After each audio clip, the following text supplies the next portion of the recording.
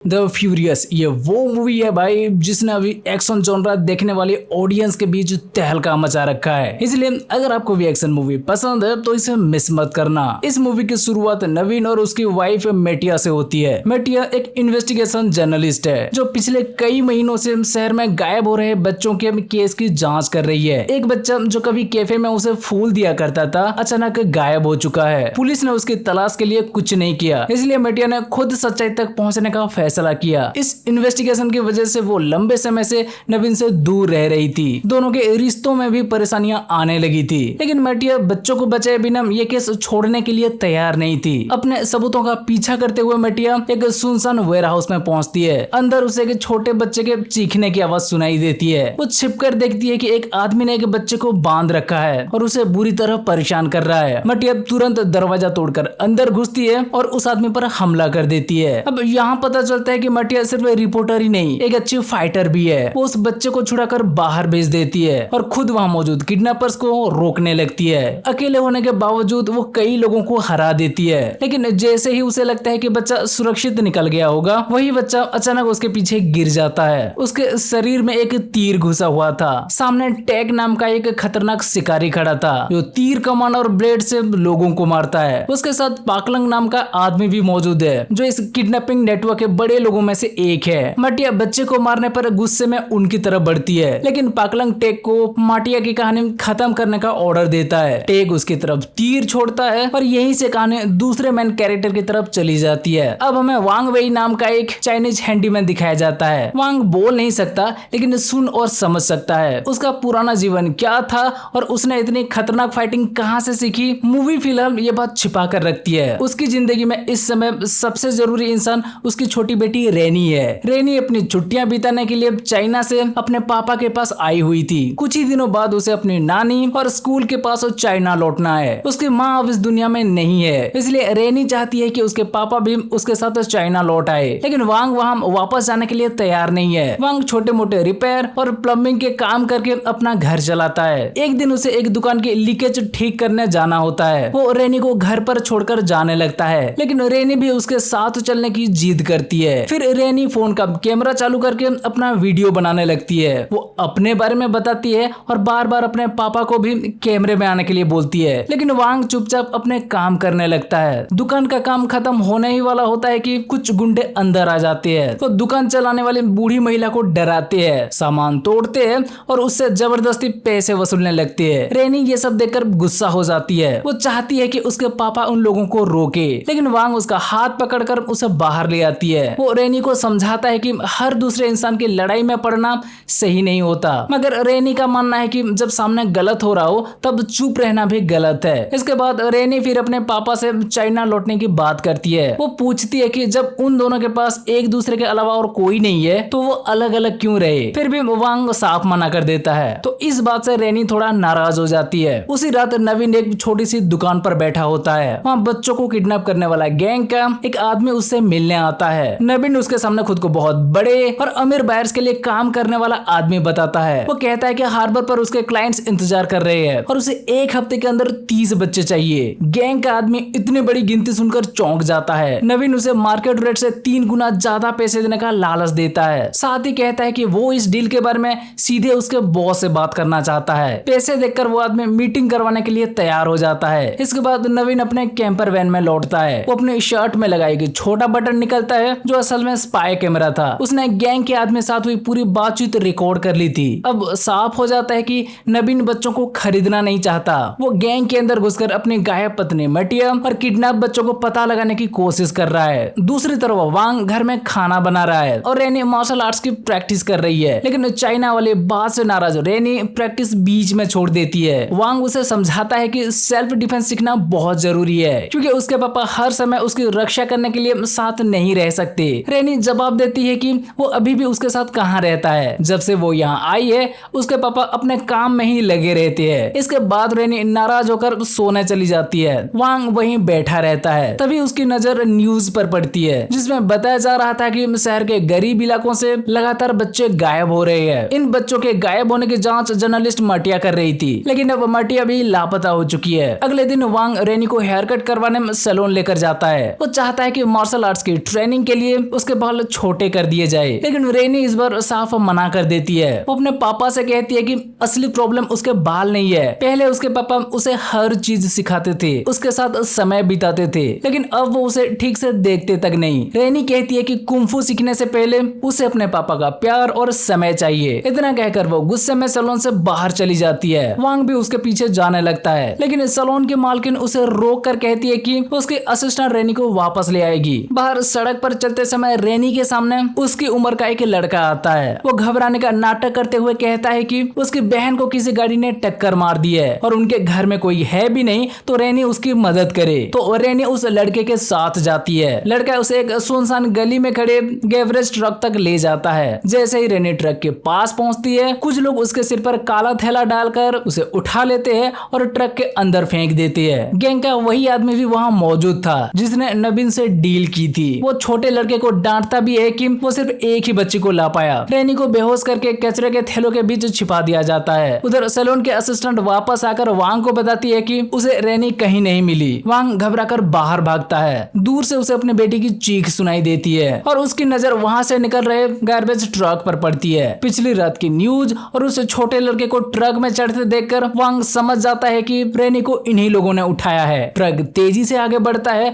और वांग उसे पीछे दौड़ना शुरू कर देता है। कुछ ही समय में वो चलती हुई गाड़ी तक पहुंचकर ड्राइवर के पास चढ़ जाता है। वो ड्राइवर को हटाकर हैंड ब्रेक खींच देता है और ट्रक की चाबी निकालकर दूर फेंक देता है। ट्रक रुकते ही पीछे से हो नाम का एक भारी भरकम फाइटर बाहर आता है। हो वांग को इतनी जोर से टक्कर मारता है कि वो कई फीट दूर जाकर गिरता है। वांग अभी लड़ना नहीं चाहता। वो पहले ट्रक के अंदर अपनी बेटी को ढूंढने की कोशिश करता है, लेकिन हो और उसका साथी उसे पकड़कर पास की एक दुकान के अंदर घसीट ले जाते हैं। अब पहली बार वांग की असली फाइटिंग स्किल सामने आती है। उसका बॉडी नॉर्मल हैंडीमैन जैसा दिखाई देता है, लेकिन लड़ते समय उसकी स्पीड और टेक्निक पूरी तरह बदल जाती है। वो गैंग के आदमी को आसानी से संभाल लेता है। लेकिन भाई हो की ताकत बहुत ज्यादा थी। हो सीधे वार करने के बजाय वांग को उठाकर दीवारों और जमीन पर पटकता है। काफी मुश्किल के बाद वांग दोनों को गिराकर ट्रक तक पहुंचता है। वो कचरे के थैले एक एक करके खोलता है और आखिरकार उसे एक थैले के अंदर बंधी हुई रेनी दिखाई देती है। लेकिन इससे पहले कि वो बेटी को निकाल सके, पीछे से दोबारा हमला हो जाता है। हो लोहे की एक बड़ी रॉड से वांग को ट्रक की मेटल फ्रेम में फंसाकर दबाने लगता है। इसके बाद वो सिर से इतनी जोरदार टक्कर मारता है कि ट्रक का हिस्सा टूट जाता है और वांग नीचे गिर पड़ता है। किडनैपर्स वायरिंग जोड़कर ट्रक दोबारा स्टार्ट कर लेते हैं। वांग घायल होने के बावजूद गाड़ी के पीछे दौड़ता रहता है। सड़क पर पड़ी कांच और पत्थरों से उसके पैरों से खून निकलने लगता है, लेकिन वो रुकता नहीं। इसी बीच रेनी को होश आ जाता है। वो ट्रक के पीछे दौड़ रहे अपने पापा को देखकर मदद के लिए चिल्लाती है। हो उसे उल्टा पकड़कर ट्रक के बाहर लटकाने लगता है ताकि वांग डरकर पीछा छोड़ दे, लेकिन वांग फिर भी गाड़ी के काफी पास पहुंच जाता है। तभी अचानक सामने से आई एक कार उसे टक्कर मार देती है। वांग सड़क पर गिर जाता है और किडनैपर्स रेनी को लेकर भाग निकलते हैं। बुरी तरह घायल वांग सीधे पुलिस स्टेशन पहुंचता है। वो बोल नहीं सकता, इसलिए लिखकर और इशारों में ट्रक का नंबर, किडनैपर्स के चेहरे और पूरी घटना समझाने की कोशिश करता है। एक फीमेल ऑफिसर उसकी मदद करना चाहती है और उसकी कंप्लेंट लिखना शुरू भी करती है, लेकिन तभी स्टेशन का सीनियर ऑफिसर वहां आ जाता है। वो वांग से कहता है कि पुलिस के अपने रूल्स और प्रोसीजर्स है, सिर्फ किसी के बोलने पर वो तुरंत पूरी टीम नहीं भेज सकते।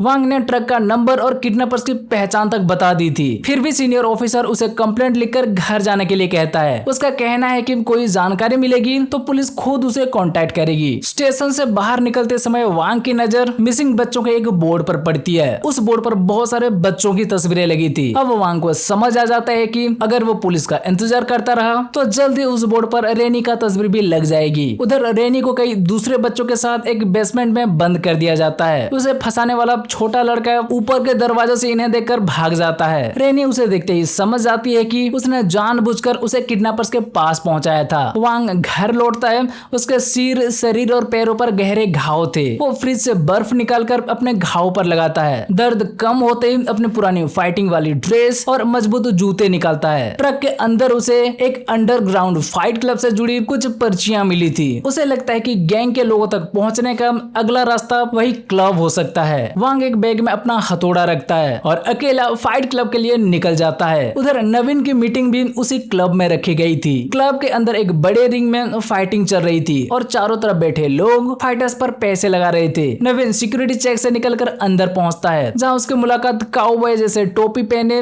मिस्टर सोंग से होती है। सोंग किडनैपिंग गैंग का लोकल बॉस था और हो उसका बेटा और हो उसे अपने पापा जैसा मानता था। नवीन एक बार फिर 30 बच्चों की डिमांड रखता है और हर बच्चे के लिए 3 गुना कीमत देने के लिए तैयार हो जाता है, लेकिन साथ में एक कंडीशन रखता है, वो बिना देखे बच्चों को नहीं खरीदेगा। उन्हें गैंग के ठिकाने पर जाकर खुद बच्चे चुनने हैं। ये सुनकर सोंग को उस पर शक होने लगता है। वो पूछता है कि नवीन पुलिस वाला है या रिपोर्टर, क्योंकि एक नॉर्मल बायर एक साथ पूरे स्कूल बस जितने बच्चों की डिमांड नहीं करता। नवीन घबराने के बजाय सोंग की टोपी उठाकर खुद पहन लेता है। वो बताता है कि वो सिर्फ बीच का आदमी है, उसके पीछे बहुत अमीर क्लाइंट्स खड़े हैं। अगर सोंग डील नहीं करना चाहता तो वो किसी दूसरे गैंग से बच्चे खरीद लेगा। इतना पैसा हाथ से निकलता देखकर सोंग का शक थोड़ा कम हो जाता है। उधर क्लब में घूम रहा वांग अपनी बेटी को किडनैप करने वाले आदमी को पहचान लेता है। वो सीधे उसकी तरफ बढ़ता है, लेकिन गैंग का कई लोग उसे रोक लेते हैं। किडनैपर वांग को देखते ही पहचान जाता है और क्लब में अनाउंस कर देता है कि वांग के पास गन है और जो भी इस आदमी को मार देगा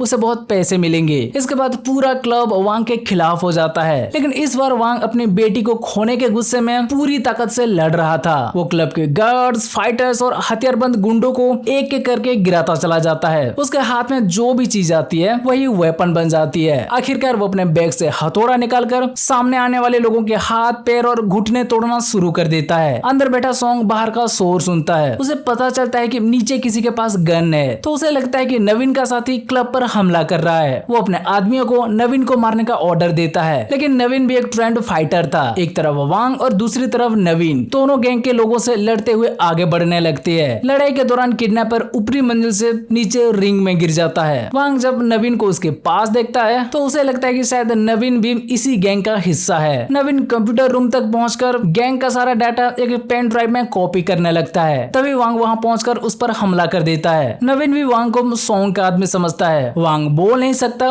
और दोनों के पास एक दूसरे को समझाने का समय नहीं था, इसलिए बिना ये जाने कि उनका दुश्मन एक ही है, दोनों आपस में लड़ने लगते हैं। लड़ाई के दौरान वांग की जैकेट से रेनी की फोटो नीचे गिरती है। फोटो देखकर नवीन रुक जाता है। वो समझ जाता है कि वांग भी यहाँ किसी अपने को ढूंढने आया है। नवीन उसे बताता है कि वो गैंग का आदमी नहीं है। वांग अपनी बेटी को ढूंढ रहा है और वो अपनी वाइफ मेटिया को। बाहर पुलिस के सायरन सुनाई देने लगती है। दोनों पेन ड्राइव लेकर पीछे के रास्ते से निकल जाते हैं और नवीन के कैंपर वैन तक पहुंचते हैं। वहीं सोंग अपनी नाकामी से गुस्सा होकर रेनी को किडनैप करने वाले आदमी को पकड़ लेता है। अब पता चलता है कि वो आदमी उसी छोटे लड़के का पापा था। सोंग बच्चे के सामने ही उसके पापा को बुरी तरह मारकर उसकी जान ले लेता है। इसके बाद छोटे लड़के को भी बाकी किडनैप हुए बच्चों के साथ बेसमेंट में डाल दिया जाता है। रेनी उसे देखते ही उस पर हमला कर देती है। वो गुस्से में पूछती है कि उसने मदद मांगने का नाटक करके उसे किडनैपर्स के हवाले क्यों किया, लेकिन लड़का जवाब देता है कि वो खुद भी इस गैंग के हाथों मजबूर था। वो रेनी से कहता है कि किसी भी अनजान इंसान की बात सुनकर उसके पीछे चले जाना उसकी अपनी गलती थी। उसे दूसरों पर भरोसा करने से पहले खुद अपनी रक्षा करना सीखना चाहिए था। फिर दोनों के बीच लड़ाई होने लगती है, लेकिन आवाज सुनकर गार्ड्स उन्हें अलग कर देते हैं। कैंपर वैन में नवीन वांग को अपनी पत्नी के बारे में बताता है। मटिया बच्चों के गायब होने की जांच कर रही थी। आखिर बार उसने एक बच्चे को ढूंढने जाने की बात कही थी और उसके बाद से वो वापस नहीं लौटी। नवीन ने अपनी पहचान छुपाकर गैंग में घुसने का प्लान बनाया ताकि उसे मेटिया तक पहुंचने का कोई रास्ता मिल सके। दोनों पेन ड्राइव और मेटिया के इकट्ठा किए हुए पुराने सबूत चेक करते हैं। सीसीटीवी फुटेज में वांग को हो दिखाई देता है। नवीन बताता कि हो बचपन से सोंग के पास रहा है। सोंग ने उसे अपने बेटे की तरह पाला था और बाद में वो एक खतरनाक फाइटर बन गया, लेकिन एक पुरानी लड़ाई में हो के सिर पर गंभीर चोट लगी जिससे उसकी समझने की ताकत कमजोर हो गई। सोंग ने इसी का फायदा उठाकर उसके दिमाग में ये बैठा दी कि वो उसका असली पापा है। अब वो सोंग के हर ऑर्डर को बिना कोई सवाल के पूरा करता है। अलग अलग फोटोज और रिकॉर्डिंग्स देखते समय वांग को एक खास ट्रक बार बार दिखाई देता है। ये ट्रक एक आइस फैक्ट्री का था। दोनों को लगता है कि किडनैप्ड बच्चे और फैक्ट्री के बीच कोई तो कनेक्शन जरूर है। अगली सुबह वांग और नवीन आइस फैक्ट्री पहुंचते हैं। नवीन कहता है कि अंदर बहुत सारे लोग हो सकते हैं, इसलिए उन्हें प्रॉपर प्लान बनाना चाहिए। वांग बहुत आराम से इशारा करता है कि नवीन बाईं तरफ जाए और वो दाईं तरफ। यही उसका पूरा प्लान था। फैक्ट्री के गेट पर गार्ड वांग को रोकने की कोशिश करता है। वांग एक ही बार में उसे हवा में उछाल देता है। इसके बाद कुल्हाड़ी, चाकू और तलवारें लेकर कई लोग उस पर टूट पड़ते हैं। वांग उनसे लड़ते हुए अंदर बढ़ता है, जबकि नवीन दूसरी तरफ से फैक्ट्री में घुसता है। एक कमरे में नवीन को कई जमी हुई बॉडीज दिखाई देती है। सोंग अपने खिलाफ जाने वाले लोगों को बड़े बड़े ब्लॉक्स में जमा कर मार देता है। इनमें क्लब वाला, किडनैपर्स और कई दूसरे लोग भी शामिल थे। तभी हो नवीन पर हमला कर देता है। हो की ताकत इतनी ज्यादा थी कि नवीन की कोई भी टेक्निक उस पर ठीक से काम नहीं कर रही थी। दूसरी तरफ वांग ऊपर पहुंचता है, जहां सोंग गन लेकर उसका इंतजार कर रहा था। सोंग लगातार फायरिंग करने लगता है। वांग और नवीन आइस बॉक्सेस के पीछे छिप जाती है। इसके बाद दोनों अपने उसी छोटे से प्लान का इस्तेमाल करते हैं। एक बाईं तरफ से और दूसरा दाईं तरफ से सोंग का ध्यान भटकाता है। मौका मिलते ही दोनों एक भारी बॉक्स उसके ऊपर गिराकर उसे बेहोश कर देते हैं। अब सिर्फ हो बचा था। वांग और नवीन मिलकर उस पर हमला करते हैं, लेकिन दोनों साथ होकर भी उसे रोक नहीं पा रहे थे। लड़ाई के दौरान वो वांग को उठाकर इतने जोर से जमीन पर पटकता है कि फैक्ट्री का फ्लोर टूट जाता है। वांग सीधे नीचे बेसमेंट में जा गिरता है। ऊपर नवीन अकेला हो जाता है। हो एक बड़ा हथौड़ा उठाकर नवीन के पेट पर वार करता है। नवीन के मुंह से खून निकलने लगता है। बेसमेंट में वांग को कोई बच्चा दिखाई नहीं देता। गैंग बच्चों को पहले ही दूसरी जगह पहुंचा चुका था। तभी उसकी नजर जमीन पर पड़ी रेनी की खून लगी शर्ट पर जाती है। वांग को लगता है कि शायद उसकी बेटी को मार दिया गया है। वो शर्ट को पकड़कर पहली बार पूरी तरह टूट जाता है, लेकिन अगले ही पल उसका दुख गुस्से में बदल जाता है। वांग ऊपर पहुंचता है, जहां हो नवीन को मारने वाला था। वो पीछे से हो पर हमला करता है और उसके हाथ से बड़ा हथौड़ा छीन लेता है। गुस्से में वांग हो को कई वार करके जमीन पर गिरा देता है। वो उसकी जान लेने ही वाला था, लेकिन नवीन उसे रोक देता है। नवीन उसे समझाता है कि रेनी के मरने का कोई पक्का सबूत नहीं है। हो और सोंग ही उनके पास बचे हुए ऐसे लोग हैं जिनसे बच्चों की नई लोकेशन का पता चल सकता है। दोनों बेहोश सोंग को अपने साथ कैंपर वैन में ले जाते हैं। दूसरी तरफ पाकलंग को दिखाया जाता है। पाकलंग ने अपने अमीर ससुर और कई पावरफुल पार्टनर्स के साथ मिलकर बच्चों की ट्रैफिकिंग का ये पूरा धंधा खड़ा किया था। उसकी पत्नी प्रेग्नेंट थी और वो जल्दी पापा बनने वाला था। फैक्ट्री पर हुए हमले की खबर मिलते ही पार्टनर्स एक मीटिंग करते हैं। वो पाकलंग को वार्निंग देते हैं कि पुलिस और मीडिया तक बात पहुंचने से पहले सिचुएशन को संभालना होगा। पाकलंग उन्हें बताता है कि क्लब पर हमला होते ही उसने बच्चों की लोकेशन बदल दी थी। अब सभी बच्चे शहर के अंदर बनी स्नैक बाइट नाम की बिल्डिंग में है। उसका दावा है कि उस बिल्डिंग के अंदर जाना आसान हो सकता है, लेकिन वहां से कोई जिंदा बाहर नहीं निकल सकता। उधर वांग और नवीन सोंग को इलेक्ट्रिक शॉक देकर पूछताछ करते हैं। वांग अपनी बेटी की लोकेशन पूछता है, लेकिन सोंग उनका मजाक उड़ाता है। जब नवीन उससे मेटिया के बारे में पूछता है तो सोंग कहता है कि इससे पहले भी एक रिपोर्टर उनके पीछे आई थी और उसका अंजाम अच्छा नहीं हुआ। नवीन तुरंत अपनी पत्नी की फोटो दिखाता है। फोटो देखते ही सोंग का चेहरा बदल जाता है। वो घबराकर मेटिया को पहचानने से इनकार करता है, जिससे साफ हो जाता है कि वो झूठ बोल रहा है। नवीन गुस्से में शॉक की पावर बढ़ाने लगता है, लेकिन वांग उसे रोक देता है, क्योंकि मरने के बाद सोंग उनके किसी काम का नहीं रहता।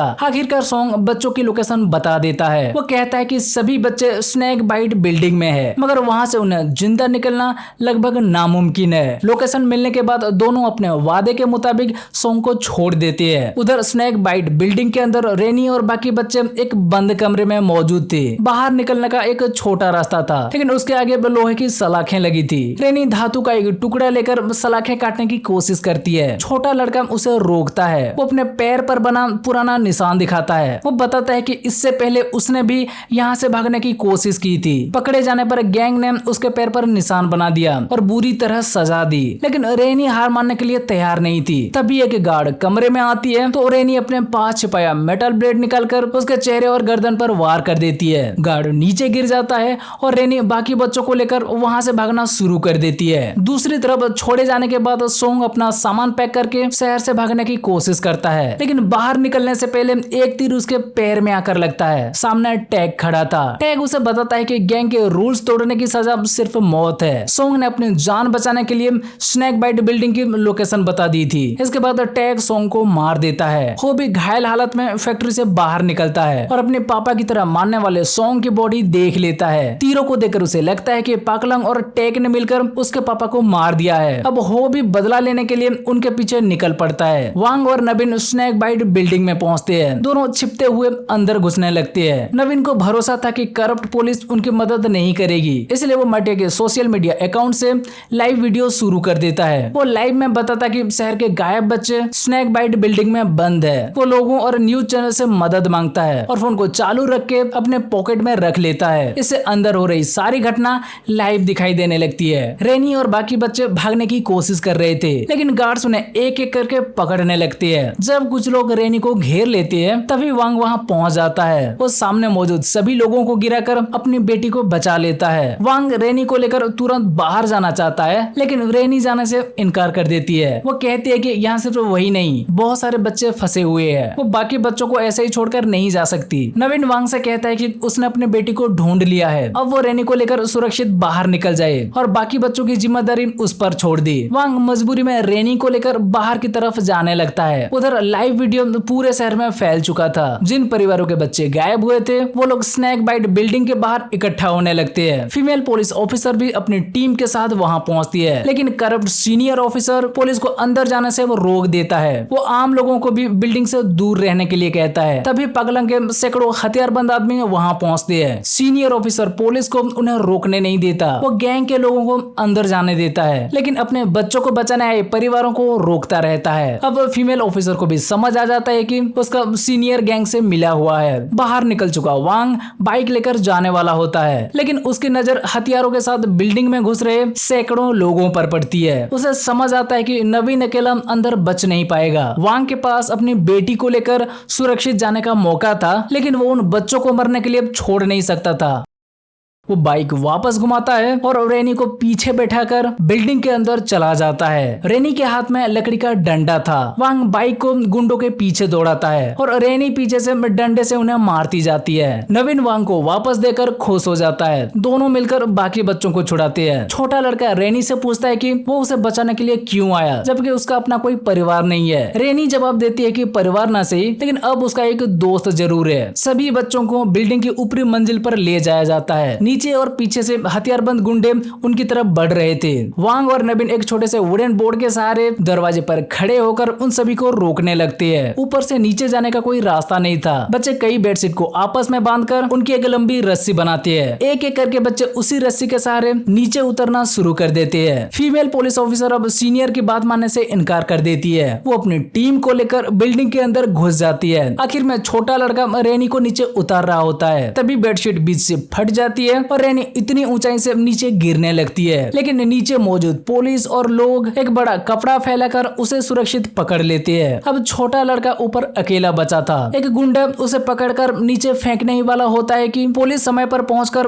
उस गुंडे को गोली मार देती है। इसके बाद पुलिस अंदर मौजूद बाकी क्रिमिनल्स पर भी एक्शन लेती है और वांग के साथ नवीन की जान बच जाती है। सब कुछ खत्म होने के बाद नवीन फीमेल ऑफिसर को अपनी वाइफ मेटिया की फोटो दिखाता है। वो पूछता है कि क्या उसे बिल्डिंग के अंदर ये महिला कहीं दिखाई दी थी। ऑफिसर माफी मांगते हुए कहती है कि उसे माटिया वहाँ नहीं मिली। वांग और नवीन ने बच्चों की जान बचाई थी, लेकिन लड़ाई के दौरान कई लोगों की मौत भी हुई थी, इसलिए पुलिस उन्हें लीगल प्रोसेस पूरा होने तक स्टेशन में रोक लेती है। फीमेल ऑफिसर भरोसा दिलाती है कि वो उनके साइड होकर बताएगी कि उन्होंने सब कुछ बच्चों को बचाने और सेल्फ डिफेंस में किया है। उधर पाकलंग अपने पार्टनर्स के साथ मीटिंग कर रहा था। पूरी ऑपरेशन की बर्बादी का दोष अब उसी पर डाला जा रहा था। स्नैक बाइट बिल्डिंग पाकलंग के नाम पर थी, इसलिए उसके पार्टनर्स चाहते थे कि करप्ट पुलिस चीफ उसे अरेस्ट करके पूरा केस उसी के सिर पर डाल दे। कुछ देर तक पाकलंग उनकी बातें सुनता रहता है, फिर अचानक सामने बैठे आदमी की उंगली काट देता है। उसके बाद बोतल, चाकू और तलवार से वहाँ मौजूद अपने पार्टनर्स, पुलिस चीफ और गुंडों को एक एक करके मारना शुरू कर देता है। उसका ससुर भी तलवार लेकर उसे रोकने की कोशिश करता है, लेकिन पाकलंग उसी तलवार से उसे मार देता है। लड़ाई के दौरान अचानक किसी का हाथ उसके कंधे पर पड़ता है। पाकलंग बिना पीछे देखे चाकू घुमा देता है, लेकिन पीछे कोई दुश्मन नहीं,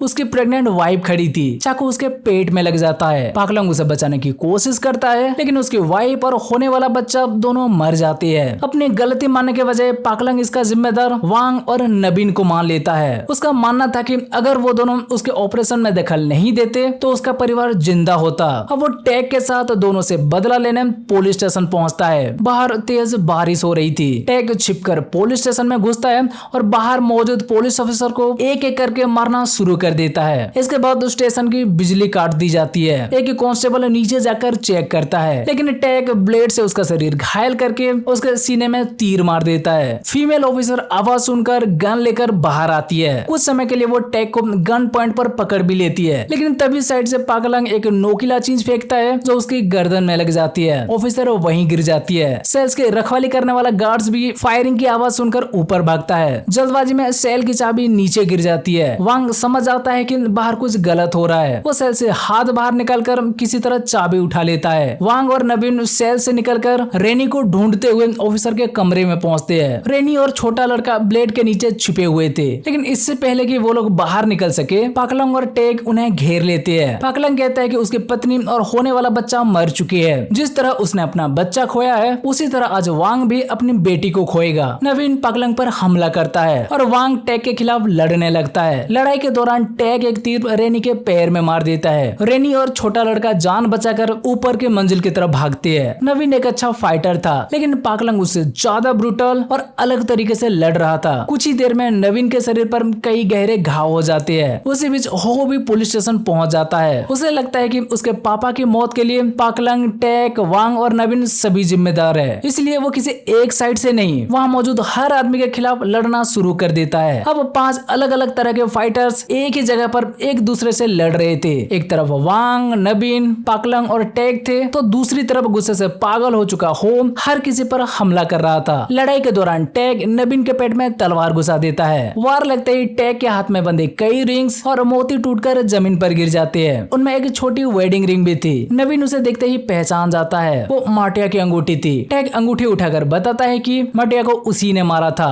वो नवीन का मजाक उड़ाते हुए माटिया के आखिरी पलों के बारे में बताता है। ये सुनकर नवीन का बचा हुआ डर और दर्द दोनों गुस्से में बदल जाता है। वो पूरी ताकत से टेक पर टूट पड़ता है। टेक उसे लगातार घायल करता रहता है। नवीन समझ चुका था कि अब उसका जिंदा बचना मुश्किल है, लेकिन वो अकेला मरने के लिए तैयार नहीं था। आखिरी ताकत लगाकर नवीन टेक की गर्दन पर हमला करता है और उसे भी अपने साथ खत्म कर देता है। वांग दौड़कर नवीन के पास पहुंचता है। नवीन माटिया की अंगूठी हाथ में लेकर बोलता है कि आखिरकार उसने अपनी पत्नी को ढूंढ लिया। इसके बाद वो वांग के सामने ही दम तोड़ देता है। दूसरी तरफ पाकलंग चाकू से कई वार करके हो को भी मार देता है। अब पाकलंग जमीन पर गिरे रेनी के खून के निशानों का पीछा करते हुए उसकी तरफ बढ़ने लगता है। वो रेनी तक पहुंचने ही वाला होता है कि वांग पीछे से उस पर हमला कर देता है। दोनों लड़ते हुए खिड़की से नीचे गिर जाते हैं। नीचे रखी साइकिल पर गिरने की वजह से दोनों जल्दी नहीं मरते, लेकिन बुरी तरह घायल हो जाती है। वांग टूटी हुई साइकिल का पेडल उठाकर पाकलंग के घुटनों पर मारता है। पाकलंग साइकिल की चैन वांग के गर्दन में फंसाकर उसका दम घोटने की कोशिश करता है। दोनों में से किसी के शरीर में अब लड़ने की ताकत नहीं बची थी, लेकिन फिर भी कोई भी पीछे हटने के लिए तैयार नहीं था। और यहाँ फिर से थोड़ा बहुत लड़ाई के बाद पाकलंग खत्म हो जाता है। इसके साथ ही बच्चों को किडनैप करके बेचने वाले पूरे नेटवर्क का अंत हो जाता है। 1 महीने बाद वांग अपनी बेटी रेनी के साथ नॉर्मल लाइफ में लौट चुका है। उसने अनाथ हो चुके छोटे लड़के को भी गोद ले लिया है। अब उस बच्चे को एक नया पापा और रेनी को एक भाई मिल गया था। वांग नवीन और माटिया के याद में कुछ छोटी निशानियां अपने पास रखता है। दोनों अपनी जान देकर उन बच्चों को बचाने गए थे जिन्हें शहर का पूरा सिस्टम भूल चुका था।